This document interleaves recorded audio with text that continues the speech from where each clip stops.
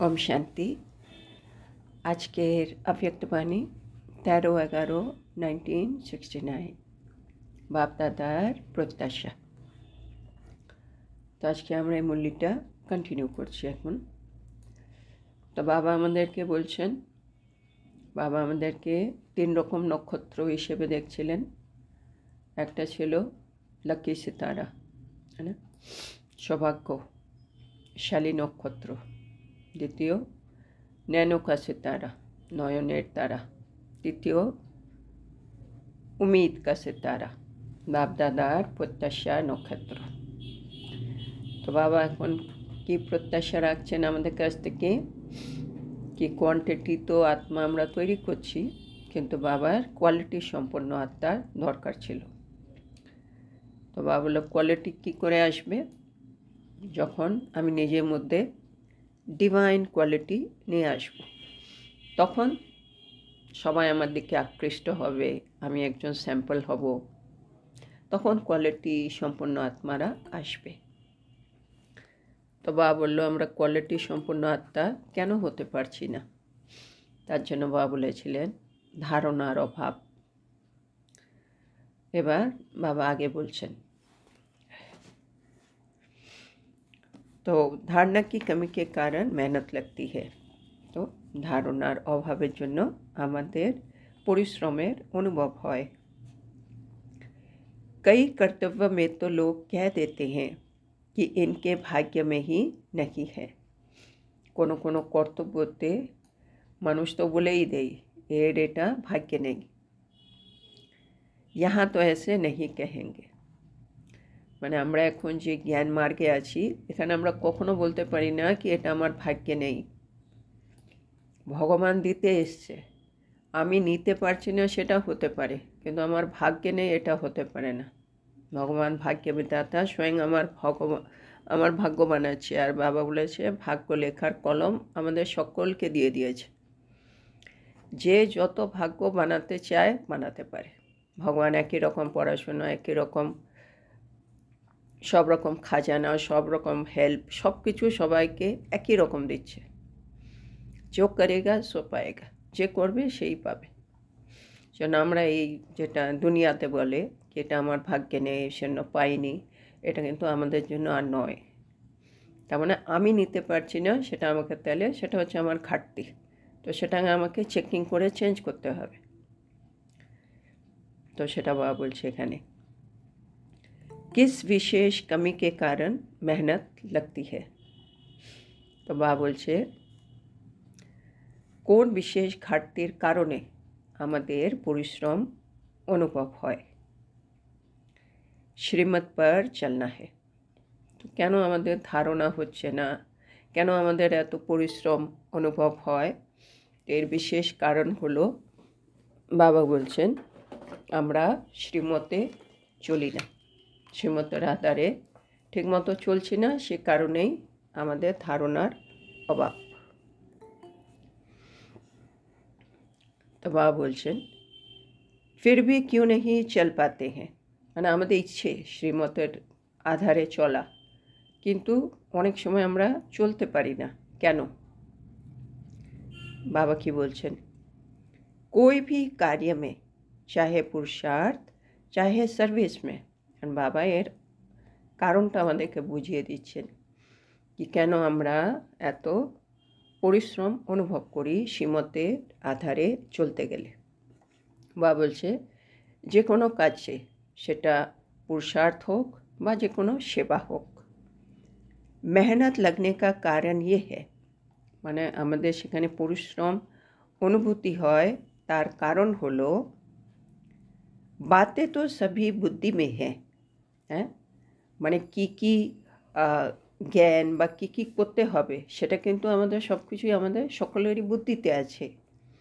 लेकिन इन बातों की महीनता में नहीं जाते हैं। তো বাবা বলছে সব কিছু তো আমরা বুঝি কি করতে হবে কি করতে হবে না, কিন্তু সেই যে কথাগুলো আছে সে কথাগুলোর আমরা সূক্ষ্মতাতে যাই না। মহিনতা মানে গভীরে যাই না, ডিপে যাচ্ছি না। শোনো, মানে উপরে উপরে বুঝে গেছি কি হ্যাঁ আমি দেবতা হব, এই সৃষ্টিচক্র ভগবান এসছে, সব কিছু উপরে উপরে বুঝেছি, আমাকে পুরুষার্থ করতে হবে, সবই বুঝে গেছি। কিন্তু তার সাথে আমি পরিশ্রম অনুভব করছি, ভাবছি কোথাও না কোথাও আমরা সে কথাগুলোর ভেতরে যাইনি, এখনো সূক্ষ্মতায় যাইনি। महीन बुद्धि को कभी मेहनत नहीं लगती। মানে আমাদের বুদ্ধি যদি সূক্ষ্ম বুদ্ধি হয়ে যায়, সূক্ষ্ম বুদ্ধি সম্পন্ন, তাহলে সে কখনোই পরিশ্রম মনে করবে না। এটা হচ্ছে একেবারে আন্ডারলাইন পয়েন্ট। মানে আমাদের পুরুষার্থের জন্য যে কোনো জায়গায় আমার যখন একটু কষ্টের অনুভব হচ্ছে, ড্রামায় যে কোনো একটা পরিস্থিতি আসছে, সেখানে আমি ঠিক থাকতে পারছি না, আমার অসুবিধা মনে হচ্ছে, পরিশ্রম লাগছে, মেহনত লাগছে ঠিক রাখার জন্য নিজের অবস্থাকে, আচল অবস্থা, তার মানেই হচ্ছে আমি কোথাও না কোথাও সূক্ষ্ম বুদ্ধি সম্পন্ন হতে পারিনি এখনো। বাবা কি বলছেন, মোটি বুদ্ধি কারণ বহুত মেহনত লাগতি है। আমাদের বুদ্ধি যখন মানে স্থূল বুদ্ধি হয়ে যায়, মোটা বুদ্ধি মানে যেটাকে আমি মোটা মোটা হিসেবে বুঝেছি, মানে উপরে উপরে বুঝেছি জ্ঞানটাকে, সেটা হচ্ছে স্থূল বুদ্ধি বা মোটা বুদ্ধি বাবা যেটাকে বলছে। তা আমার বুদ্ধি যখন মোটা বুদ্ধি হয়ে যাচ্ছে, তখন আমার কিন্তু অনেক পরিশ্রমের অনুভূতি হবে। কিন্তু আমার বুদ্ধি যখন একটু সূক্ষ্ম বুদ্ধি হচ্ছে, তখন ওই একই পরিস্থিতিতে আমি কিন্তু কোনো পরিশ্রম মনে করছি না। बाबा की बोलছেন श्रीमत पर चलने के लिए भी महीन बुद्धि चाहिए। তো শ্রীমতে চলার জন্য সূক্ষ্ম বুদ্ধি চাই। আমরা সবাই চাইছি শ্রীমতে চলতে, কিন্তু চলতে চলতে অনেক সময় আমাদের পরিশ্রম অনুভব হচ্ছে, কারণ বাবা বলতে চাইছেন আমাদের বুদ্ধি এখনও সূক্ষ্ম হয়নি। সূক্ষ্ম হয়নি মানে আমরা এখনও জ্ঞানটাকে অত সূক্ষ্মভাবে বুঝিনি। যেমন ধরুন বাবা বলছে বাচ্চে তুমি সফলতা মূরত আত্মা হো, হ্যাঁ, আর আমি সবসময় তোমার সাথে আছি, শোনো তুমি যখনই আমাকে ডাকবে, বললাম বাবা कि जब भी मुश्किल पड़े दिल से कहो मेरा बाबा, আর বাবা বন্ধা হুয়া হে মদদ কে লিয়ে, মানে যখনই দরকার হবে তুমি হৃদয় থেকে বলো আমার বাবা চলে এসো, আর বাবা ঠিক চলে আসবে। এটা আমার মনে আছে। এবার ধরো কোনো পরিস্থিতি এলো, সেখানে আমি সত্যি বাবাকে হৃদয় থেকে ডাকলাম বাবা আসো, কিন্তু সেখানে ড্রামাতে এমন পরিস্থিতি হলো কি সেখানে আমি ধরো হেরে গেলাম বা আমাকে কিছু কথা শুনতে হলো, মানে আমি সফলতা মূলত আর হতে পারিনি ওখানে। আমি যে সফলতাকে যেভাবে দেখছিলাম সেরকম আমার হলো না। সাথে সাথে আমার কি মনে হবে, এবার আমার যদি মোটা বুদ্ধি থাকে আর সূক্ষ্ম বুদ্ধি, যদি মোটা বুদ্ধি থাকে আমার, তখন আমি বাবা দেখো বাবা তো বলেছিল আসবে, বাবা এলে নিশ্চয়ই আমি জিতে যেতাম, কিন্তু আমি তো হেরে গেলাম এখানে, তার মানে জ্ঞানের মধ্যে আমার একটুখানি নিশ্চয়টা একটু একটু কমে গেল, বাবা মা আমাকে কম ভালোবাসে বা কিছু একটা এরকম কিছু চলছে আমার মোটা বুদ্ধিতে। কিন্তু যদি সূক্ষ্ম বুদ্ধি সম্পন্ন আত্মা হই আমি, তখন আমি কি বুঝবো কি ড্রামাতে যে সিন এসছে সেই সিনে ধরো আমি হেরেই গেলাম, কিন্তু তবুও কিন্তু আমি সফলতা মোরাত হয়েছি। কেন? ড্রামার সিনটা হচ্ছে কল্যাণকারী। ভগবান আমাদেরকে আগের দিনও বলেছে না, এই কী বলেছিলেন, নিন্দা স্তুতি লাভ হানি জয় পরাজয় সবগুলোর মধ্যে সন্তুষ্ট থাকতে হবে। তো এই মুহূর্তে আমি হেরে গেছি, আমার পরাজয় হয়েছে, সে অবস্থাতেও যদি আমি আত্মা সন্তুষ্ট মনি, আর তার উপরে বাবা বলেছিলেন একটু রেহেম দিল, আমি যদি নিজের উপরেও রেহেম করতে পারি, সামনে আত্মার উপরেও রেহেম দিল, তাহলে আমি কিন্তু সফলতা মূরত। সফলতা মানে সে বাইরের সফলতা হলে হবে না, সফলতা মানে আমার স্থিতি। একটা ড্রামাতে সিন আপ অ্যান্ড ডাউন তো আসছেই, কিন্তু আমার স্থিতি কী ছিল? তো ড্রামার সিন কল্যাণকারী ছিল, বাবা চাইছেন এই সিনটা এরকমই হোক, এর মধ্যে হেরে যাওয়ার সত্ত্বেও আমি কিন্তু সফলতা মূরত। আমি যদি ড্রামাকে ওইভাবে নিই, আমি দেখব আমি তখন হচ্ছে সূক্ষ্ম বুদ্ধি সম্পন্ন আত্মা। মানে ড্রামার উপরেও নিশ্চয় কি বাবা উপরেও নিশ্চয়, নিজের উপরে নিশ্চয় রেখেছি, হারের মধ্যেই কিন্তু আমার জিত ছিল, এটা আমার হার হয়নি, আমি সফলতা মূরতই আত্মা। এই ড্রামা সিনটাতেই কল্যাণ আছে, কিছু একটা কল্যাণ আছে, হয়তো আমাদের কোনো হিসাব কিতাব আছে যেটা এখানে চুক্ত হলো, কিছু একটা তো আছে যেটা হয়তো পরবর্তীকালে আমি আরও বুঝবো। তো আমার স্থিতি যদি সেখানে ঠিক থাকে, অচল অডল রাখি, আমি সন্তুষ্ট থাকি, সেই আশেপাশে যারা আছে সবার সাথে রেহেম দিল অবস্থায় থাকি, দয়ার ভাব রাখি, তাহলে কিন্তু আমি সফলতা মূরত হয়ে গেলাম। তার মানে আমি সূক্ষ্ম বুদ্ধি সম্পন্ন হলাম। একই সিচুয়েশনে সূক্ষ্ম বুদ্ধি আর মোটা বুদ্ধি কি কাজ করছে। शनो बाबा बोले ना, ड्रामा के राज को जानने वाले नाराज नहीं होते, है ना। এটা আবার খুব সুন্দর শিক্ষা। ড্রামার প্রতি সিনের মধ্যে কোনো না কোনো রহস্য লুকিয়ে আছে। সে রহস্যটা যে বুঝে যাবে সে কখনো অসন্তুষ্ট হবে না, নারাজ হবে না। তো এই যে সূক্ষ্মবুদ্ধি যে আছে সে ওই রহস্যটাকে ধরে ফেলবে, যেন সব সিনের মধ্যে সন্তুষ্ট। কোনো অসন্তুষ্ট সিন আমাদের মানে ব্রাহ্মণ জীবনে বাবা বলছে কোনো অসন্তুষ্ট সিন আসতেই পারে না। যদি আমার মনে হচ্ছে তার মানে কোথাও না কোথাও আমি জিনিসটাকে বুঝতে পারছি না।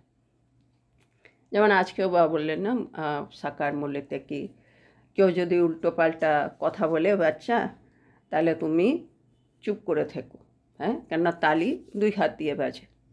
এবার কি উল্টো সুল্টো বলেই যাচ্ছে। এবার আমি বলতে যাচ্ছিলাম কিন্তু আমি জানি বলে বেশি লাভ হবে না, উনি আরও বেশি বাড়াবাড়ি করবেন, তো আমি চুপ। এবার চুপ থাকা থাকে ও আর একটু বেশি বেশি করে বললো, তারপরেও চুপ হয়ে গেল। এবার হয়তো আশেপাশের লোক ভাবে কী রেখে তুমি কিছু বলতেই পারতে, ও এত এরকম উল্টোপাল্টা কথা তোমাকে বলে গেল, কত কি বলতে পারে। এবার আমি যদি মোটা বুদ্ধি থাকি তখন আমি ভাববো সত্যিই তো সবার সামনে তো আমার একটু ইনসাল্ট হয়ে গেল, একটু বললে ভালো হতো, এই সেই কিছু একটা হতে পারে ভেতরে। সূক্ষ্ম বুদ্ধি কী বুঝবে, না না আমি শ্রীমতে পালন করেছি, আমি যা হয়েছে ভালো হয়েছে, নিশ্চয় কোনো একটা হিসাব কিতাব, অনেক বড় হিসাব কিতাব চুক্তি হয়েছে, আমার ধারণাটা পাকা হয়েছে, আমি শ্রীমতে চলেছি, সেন খুশি। তাহলে ওই যে বাবা বললো, মানে আমি আজকে নিজের উপরে খুশি, আর বাবাও নিশ্চয় খুশি হবেন কি আমি শ্রীমতের উপরে চলেছি। তো এটা হচ্ছে আমার সূক্ষ্ম বুদ্ধি। তো বাবা এখানে এটাই বারে বারে আমাদেরকে বোঝাচ্ছে, আমরা যদি শ্রীমতে চলতে চাই আমাদের সূক্ষ্ম বুদ্ধি লাগবে। আর সূক্ষ্ম বুদ্ধি হলেই আমি ধারণা সম্পন্ন হব। ধারণা ঠিক হলে আমার মধ্যে ডিভাইন কোয়ালিটি আসবে। ডিভাইন কোয়ালিটি এলে আমি কোয়ালিটি সম্পন্ন আত্মা হব। আমি কোয়ালিটি সম্পন্ন আত্মা হলে অন্য আত্মাদেরকে আমি কোয়ালিটি সম্পন্ন বানাতে পারবো। শোনো বাবা আমাদের কি বলছে আরও, মহিনতা में जाने का अभ्यास करना है। এটা আমাদের হোমওয়ার্ক হয়ে গেল। সব কিছুতে মানে ড্রামার প্রতিটা সিনে আমাদের সূক্ষ্মতাতে যাওয়ার অভ্যাস করতে হবে। মানে যে কোনো ড্রামার সিনে বা বলে আমাদের অসন্তুষ্ট হলে চলবে না, তার ভেতরে যাও, ভেতরে গিয়ে ওই যে বাবা বলে না রত্ন নিয়ে আসো, ভেতরে গিয়ে সেই রত্নটা খুঁজে বের করো, তাহলে আমরা কখনো অসন্তুষ্ট হব না। বাবা এবার অন্যভাবে বলছে, दूसरे शब्दों में ये कहेंगे कि जो सुना है वो करना है, अर्थात उसकी महीनता में जाना है। তার মানে বাবা অন্যভাবে বলতে গেলে বাবা বলছে যা কিছু শুনেছো, মানে আমরা জ্ঞানের পয়েন্ট যা কিছু শুনেছি সে সবগুলো করতে হবে। খালি শুনলে হবে না, করতে হবে, অর্থাৎ তার সূক্ষ্মতাতে যেতে হবে, হ্যাঁ না। শ্রীমতের পালন করছি তখনই তো আমি তার মানে তার সূক্ষ্মতাতে আমি যাচ্ছি, গভীরে যাচ্ছি। এবার বাবা एग्जाम्पल दिए বোঝাচ্ছেন, जैसे दही को भिगोकर महीन करते हैं तब उसमें मक्खन निकलता है। বাবা বলছে যখন যেমন দই হয়, দইকে মন্থন করতে থাকে, হ্যাঁ না, আর ও যত মিহি মিহি মিহি করে তারপরে ওখান থেকে মাখন বেরিয়ে আসে। তো ये भी মহিনতা में जाने की बात है। একইভাবে বাবা বলছে যত আমরা জ্ঞান নিয়ে মনন চিন্তন করব, বিভিন্ন পরিস্থিতিতে জ্ঞানের মনন চিন্তন করতে হবে, তাই যত তুমি ওটাকে মিহি করবে মানে যত তুমি তার সূক্ষ্মতাতে যাবে, তখন তুমি জ্ঞানের যে মানে জ্ঞান যে আমাকে কিছু ইম্পর্টেন্ট কিছু বোঝাতে চেয়েছে, ওই ড্রামার সিনটা বা আমার মধ্যে কোনো গুণ বা শক্তির বিকাশ করতে চেয়েছে, সেই জিনিসটা তুমি কিন্তু বুঝে যাবে। সূক্ষ্মতায় গেলে আমি কিছু না কিছু রত্ন খুঁজে পেয়ে যাব। बाबा बोलছেন মহিনতা কি কমি के कारण मेहनत होती है, মানে পরিশ্রম হচ্ছে কোনো একটা জায়গায়, তার মানে বাবা বলছে সূক্ষ্মতার অভাব। মহিনতা में जाने के बजाय उस बात को मोटे रूप में देखते हो, সূক্ষ্মতায় যাওয়ার পরিবর্তে সেই বিষয়টাকে আমরা মোটা রূপে দেখি, স্থূল রূপে দেখি, হ্যাঁ না? এই যে আমি বাইরে থেকে দেখলাম সত্যি হেরে গেলাম, আশেপাশের লোক আমাকে বলছে, এটা হচ্ছে মোটা রূপ। সত্যিই আমি হেরে গেছি ওই সময়, মানে বাইরের দিক থেকে দেখতে গেলে। তাহলে আমাকে ওই রূপে দেখলে চলবে না, আমাকে সূক্ষ্মতাতে যেতে হবে। কি আমি সত্যি ওখানে সীমাতে পালন করেছিলাম নাকি, আর ওই ড্রামায় কী কী কল্যাণকারী ছিল, বা ওই সিন থেকে আমার কী কী শেখার ছিল, বা এমনও হতে পারে ওখানে আমার কিছু একটা ভুল হয়ে গেছে, যে ভুলটাকে আমাকে চেক করতে হবে, চেঞ্জ করতে হবে, যে কোনো কিছু সেটা আমাকে খুঁজে দেখে নিতে হবে। তো সেন বাবা বললেন সূক্ষ্মতাতে যেতে হবে, স্থূল রূপে দেখলে চলবে না। সার্ভিস কে সময় ভি মহীন বুদ্ধি হো। বাবা বলছে যখন আমরা সেবাতে যাব, সেবাতে যখন যাচ্ছি তখন আমাদের বুদ্ধি কিন্তু মহীন হওয়া উচিত, তাই না? যখন আমরা সেবায় যাই সেখানেও বিভিন্ন আত্মা, বিভিন্ন পরিস্থিতি আসে, সেখানে ওখানে আমাদেরকে সূক্ষ্ম বুদ্ধি নিয়ে কাজ করতে হবে। জ্ঞান কি মহিনতা মে যাকর উনকো শোনায়। যখন আমরা সেবায় যাচ্ছি, আমরা যদি কাউকে কিছু বোঝাই, তখনও বাবা বলছে সূক্ষ্ম জ্ঞানের সূক্ষ্মতায় গিয়ে তাদেরকে বোঝাও। और उस ज्ञान की महीनता में ले जाए तो उनको भी मेहनत कम लगे। মানে জ্ঞানের গভীরে গিয়ে, নিজেও জ্ঞানের গভীরে গিয়ে তাদেরকে বোঝাও, আর যে সামনে আছে তাদেরকেও জ্ঞানের সূক্ষ্মতার মধ্যে নিয়ে যাও, তাইলে ওদেরও পরিশ্রম কম হবে, আর আপনি কো ভি কম লাগে, আর আমারও পরিশ্রমটা কম মনে হবে। মানে আমি যেটা বোঝাতে চেয়েছি আমি ওকে বোঝাতে পারবো, সেও বুঝে গেল, আমিও বোঝাতে পেরেছি, তাহলে কোনো পরিশ্রম আর হলো না। ইস মহিনতা কি হি কমি হে। তো বাবা এখন বলছে আমাদের মধ্যে সূক্ষ্মতার অভাব রয়েছে। আব यही पुरुषार्थ करना है। এখন আমাদের এই পুরুষার্থটা করতে হবে। এবার বাবা আবার একটা এক্সাম্পল দিচ্ছে। শারীরিক শক্তি भी कब आती है। মানে আমাদের শরীরের শক্তি কিভাবে আসে। जब भोजन महीन रूप से खाओ तो उस भोजन की शक्ति बनती है। যখন আমরা খাবারকে মিহি রূপে খাই, হ্যাঁ না, ভালো করে চিবিয়ে চিবিয়ে খেয়ে খাই, তখন ওই খাবারটা হজম হয়ে তা থেকে শক্তি হয়, শক্তি পাই আমরা। ভোজন কি শক্তি बनती है। তাহলে খাবার থেকেই শক্তি আমরা পাচ্ছি। ভোজন কা মহিন রূপ क्या बनता है। মানে আমরা যখন ভোজন খাই, ভোজনের মহিন রূপ মানে সূক্ষ্ম রূপ কি তৈরি হয়। আমরা তো ভোজন খেলাম, আমার বডিতে কি তৈরি হলো, खून মানে রক্ত তৈরি হলো। जब खून बन जाता है तब शक्ति आ जाती है। মানে আমি খেয়েছি খাবার, খাবারটা চিবিয়ে চিবিয়ে খেয়েছি, সে খাবারটা আমার শরীরে রক্ত তৈরি করলো, সেই রক্ত তৈরি হওয়াতে আমার বডিতে শক্তি পেলাম। तो अब सिर्फ बाहर के ऊपर के रूप को न देखते हुए अंदर जाने की कोशिश करो। তো বাবা একইভাবে বাইরে থেকে বোঝাচ্ছে, বাইরে থেকে তো তুমি খাবার খেলে, তো বাইরে থেকে একটা সিন দেখে কিছু বুঝবে না, সেটা ভেতরে গিয়ে, যেমন খাবারটা ভেতরে গিয়ে রক্ত হলো, রক্ত গিয়ে শক্তি তৈরি হলো, ড্রামাতেও যে কোনো সিন আসছে বা জ্ঞানের যে কোনো পয়েন্ট আছে, এটাকে উপরে উপরে দেখো না, সেটার একটু ভেতরে যাওয়ার চেষ্টা করো। जितना हर बात के अंदर जाएंगे, মানে যত আমরা প্রতিটা বিষয়ের ভেতরে যাব, तब रतन देखने में आएंगे, তখন আমরা রত্নটাকে দেখতে পাবো। और हर एक बात की वैल्यू का पता पड़ेगा, তখন আমরা জ্ঞানের প্রতিটা মানে কথার ভ্যালুটা বুঝতে পারবো। বা বলে না জ্ঞানের এক একটা ভার্সন হচ্ছে লক্ষ লক্ষ টাকা। আমার মনে হয় সিম্পল একটা জ্ঞানের একটা পয়েন্ট, কিন্তু বাবা বলছে ওটা হচ্ছে লক্ষ লক্ষ টাকা, মানে লক্ষ লক্ষ তার দাম। সেটা কি করে হচ্ছে, কিন্তু ওই জ্ঞানের পয়েন্টটাই আমি যখন বিভিন্ন পরিস্থিতিতে ইউজ করব, আমি অনেক বড় জিনিস সেখান থেকে পাবো। আমি আত্মা, সেখান থেকে জ্ঞান, গুণ, শক্তি, সে যে প্রালব্ধ সেটা আত্মা সেখানে অনুভব করবে, সেটা যখন ইউজ করবে অনেক হিসেব কিতাব কাটিয়ে বেরিয়ে আসবে ওখান থেকে, তখন ওটা লক্ষ লক্ষ টাকার হয়ে যাবে। কিন্তু ওটা হবে যখন আমি তার গভীরে গিয়ে সেটাকে আমি ইউজ করছি।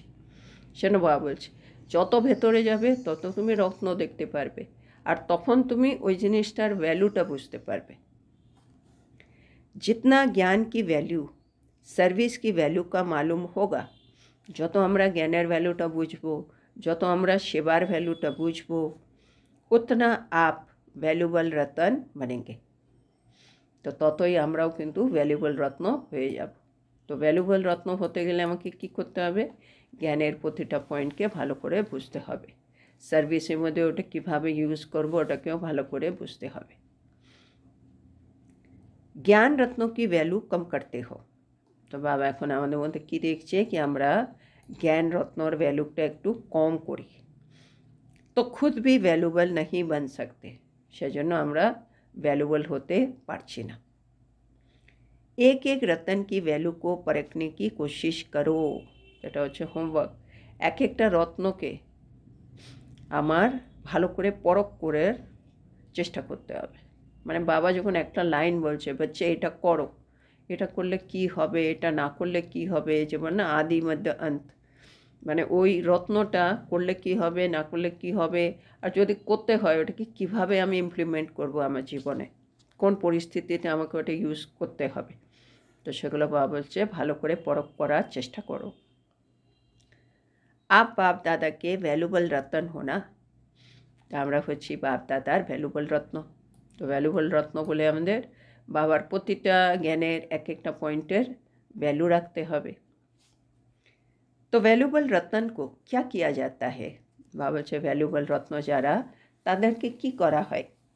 তো বাচ্চারা বলছে ছিপা কর রাখনা হতা হে, লুকিয়ে রাখতে হয়, হ্যাঁ না, ভ্যালুবল জিনিসকে সবাই একটু লুকিয়ে রাখতে হয়। तो बाबा बोलছেন बाप दादा के जो वैल्यूबल रतन है उनको बाप दादा छिपा कर रखते हैं।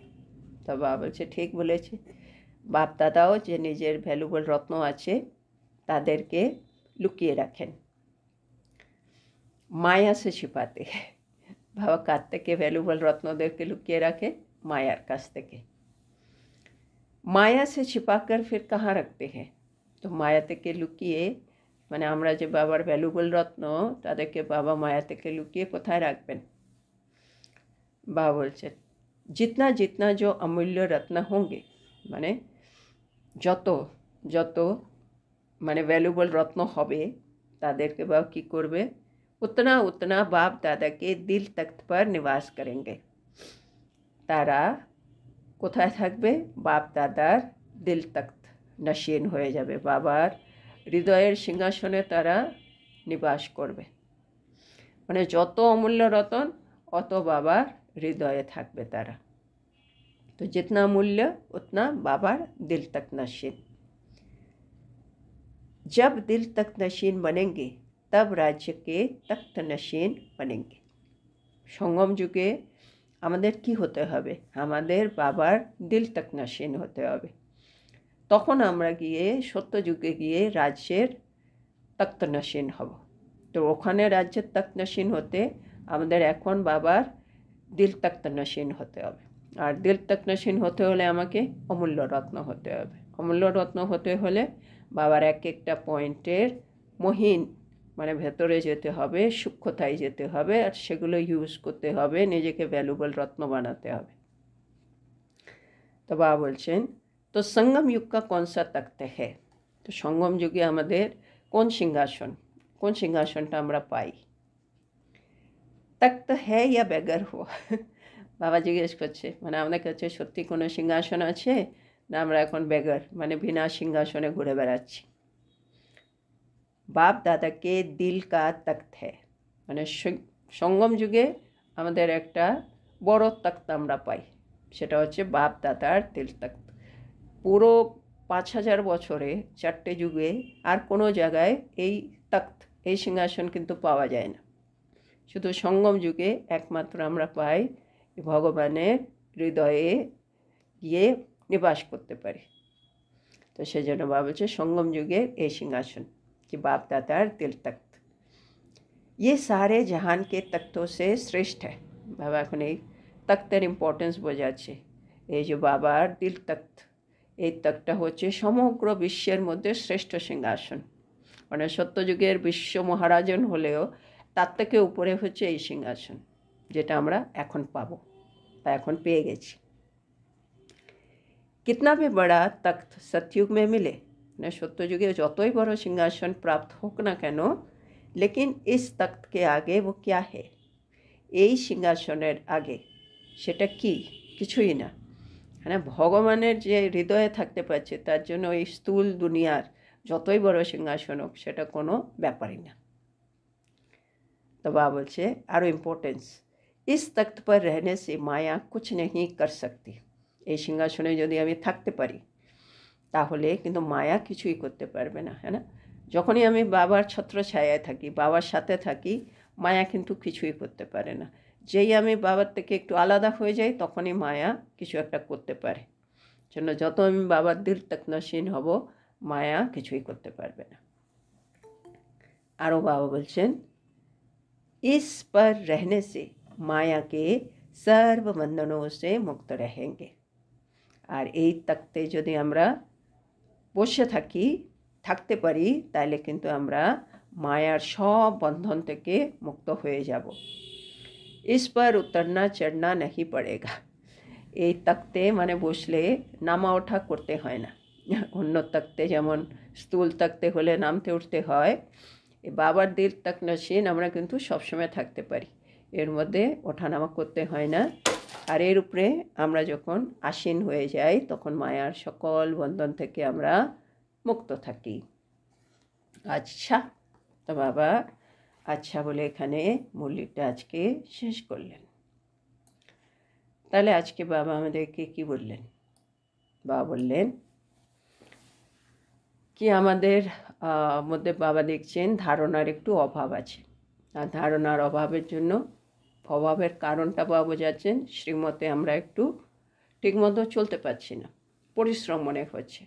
আর তার কারণ কি আমরা সব জ্ঞানের পয়েন্ট আমাদের বুদ্ধিতে আছে, কিন্তু তার সূক্ষ্মতাতে আমরা এখনও যাইনি। আমাদের বুদ্ধি মোটা বুদ্ধি হয়ে রয়েছে, কিন্তু সূক্ষ্ম বুদ্ধি সম্পন্ন হয়নি এখনও। তো সন্ন্যাবা আমাদেরকে বলেছে শ্রীমতে যদি চলতে হয় সূক্ষ্ম বুদ্ধি চাই, কেন নিন্দা স্তুতি মান অপমান না হার জিত সব কিছু কিন্তু হবে, শ্রীমতে চলতে গেলেই হবে। ব্রহ্মা বাবাকে কি করতে হয়নি, হ্যাঁ না? কত লোকের কথা শুনতে হয়েছে, কোর্টে কেস চলেছে, কত কী হয়েছে। বেগারি পার্ট এসছে যখন খাবারের কিছু ছিল না, আপ্যায়ন তো ছিলই, কিন্তু উনি কত সূক্ষ্ম বুদ্ধি, নিশ্চিন্ত, শিব বাবার যোগ্য, শিব বাবার সন্তান, বাবা ঠিক দেখে নেবে, একটাই খালি ওনার বেটা নিশ্চয়। তো ওই সূক্ষ্ম বুদ্ধি সেখানে কাজ করেছে, প্রতিটা জায়গায় জায়গায় সূক্ষ্ম বুদ্ধির জন্য ওরা ওখান থেকে সব জায়গা থেকে পরিস্থিতি থেকে বেরিয়ে এসে গেছে। তো শ্রীমতে চলতে হলে সূক্ষ্ম বুদ্ধি লাগবেই লাগবে। তো সেটাই বাবা আমাদেরকে আজকে পাকা করাচ্ছেন, সূক্ষ্মতাতে যাওয়ার অভ্যাস করো। বাবা বললেন, বাবা দুটো এক্সাম্পল দিলেন। একটা হচ্ছে দইকে যত মন্থন করবে, মিহি করবে, তখনই কিন্তু মাখন বেরোয়। একইভাবে আমরা জ্ঞানের পয়েন্ট খালি বুঝলে হবে না, এটাও যত তুমি গভীরে যেতে থাকবে তখন এর সূক্ষ্মতা মানে সেই শক্তিটা আমি পাবো, কি যে পরিস্থিতি আছে পরিস্থিতি থেকে বেরিয়ে যাওয়ার সেই শক্তিটাও কিন্তু আমি পেয়ে যাবো। যেমন ওখানে মাখন বেরোচ্ছে, এখান থেকে আমি কিছু না একটা কিছু পেয়ে যাব, কিন্তু সূক্ষ্মতাতে গেলে। সেকেন্ড বাবা একটা এক্সাম্পল দিল শক্তি, খাবার যত আমরা চিবিয়ে মিহি রূপে খাচ্ছি সেটা রক্ত হয়ে আমার শরীরে শক্তি দেয়। একইভাবে জ্ঞানকেও যত আমরা মনন চিন্তন করব, তার ভেতরে যাব, সেটা আমাকে কিন্তু শক্তি দেবে, প্রতিটা পরিস্থিতি থেকে বেরিয়ে আসা শক্তি দেবে। যেন বাবা বললো প্রতিটা রত্নের কিন্তু ভ্যালু রাখতে হবে, যত ভ্যালু রাখবো আমি ভ্যালুবল রত্ন হয়ে যাব। আর ভ্যালুবল রত্নদেরকে কি করতে হয়? বাবা বলছে লুকিয়ে রাখতে হয়। কার থেকে লুকিয়ে রাখবে? মায়ার থেকে লুকিয়ে রাখবে। আর কোথায় লুকিয়ে রাখবে? হৃদয়ের মধ্যে রাখবে বাবা। আর বাবা এটাও বললো যারা এই সঙ্গম যুগে বাবার দিল তক্তনসীন হবে, ওরাই কিন্তু সত্য যুগে গিয়ে রাজ্যের তক্তনসীন হবে। আর বাবা তখন সঙ্গম যুগের দিল তক্তনসীন, এই যে দিল তক্ত যেটা আমরা পাচ্ছি তার ইম্পর্টেন্স বুঝিয়ে দিলেন, কি সমগ্র বিশ্বের মধ্যে এটা হচ্ছে শ্রেষ্ঠ সিংহাসন। সত্যযুগে যতই বড় সিংহাসন হোক তার থেকে এটা কিন্তু অনেক উপরে। আর এখানে যদি থাকি মায়া কিছু করতে পারবে না, এই তক্তে বসলে আমাকে ওঠানামা করতে হয় না। আর এই তক্তের মধ্যে আমি থাকলে মায়ার সকল বন্ধন থেকে আমি মুক্ত থাকি। তো আজকের এত সুন্দর শিক্ষার জন্য আমরা আমাদের প্রিয় শিব বাবাকে বলবো ধন্যবাদ বাবা, ধন্যবাদ। ওম শান্তি। ওম শান্তি। ধন্যবাদ বাবা, ধন্যবাদ। গুড নাইট বাবা। ওম শান্তি, ওম শান্তি, ওম শান্তি। ধন্যবাদ বাবা, ধন্যবাদ।